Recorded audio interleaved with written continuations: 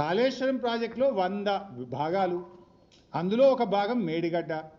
ఆ మేడిగడ్డలో ఉన్న 85 పియర్స్, 85 పియర్స్లో ఒక్క పియర్ గొంగితే కిషన్ రెడ్డి ఎన్డీఎస్ఏకి ఉత్తరం రాసిండు. అరే మీరు జల్దీ రాండి మొత్తం కూలిపోయింది జర చూడుండ్రి అన్నాడు. 100 భాగాల్లో మేడిగడ్డ ఒక భాగం, మేడిగడ్డలో ఉన్న 85 పిల్లర్లలో ఒక పిల్లర్ గొంగితే కిషన్ రెడ్డి ఢిల్లీకి ఎన్డీఎస్ఏకి ఉత్తరం రాసి 2 రోజులు పిలిపించిండు. మరి మొత్తం ఎస్ఎల్బీసీ కుప్పకూలింది కదా. మొత్తం ప్రాజెక్టు భవిష్యత్తే 5,000 కోట్లు ఖర్చు పెట్టిన ఎస్ఎల్బీసీ భవిష్యత్తే ప్రశ్నార్థకమైంది.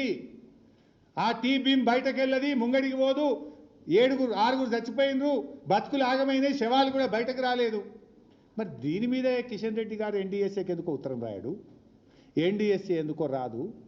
ఒక పిల్లర్ గుంగితే 300 వచ్చిండ్రు, కిషన్ రెడ్డి ఉత్తరం రాస్తాడు, 300 వస్తుంది బీజేపీ వాళ్ళు. మరి ఎస్ఎల్బీసీ కుప్పకూలితే 5,000 కోట్ల ఖర్చు పెట్టిన ప్రాజెక్టు ఆగమైపోతే ఎందుకు ఎన్డీఎస్ఏ రాదు, ఎందుకు కిషన్ రెడ్డి గారు ఉత్తరం రాయడు? ఈ బీజేపీకి రేవంత్ రెడ్డికి ఉన్న ఈ ఫెవికాల్ బంధమేంది? ఈ కిషన్ రెడ్డి ఈ రేవంత్ రెడ్డి మధ్యలో ఉన్న ఈ లవ్ ఏంది? ఇది బయటకి సమాధానం చెప్పాలి.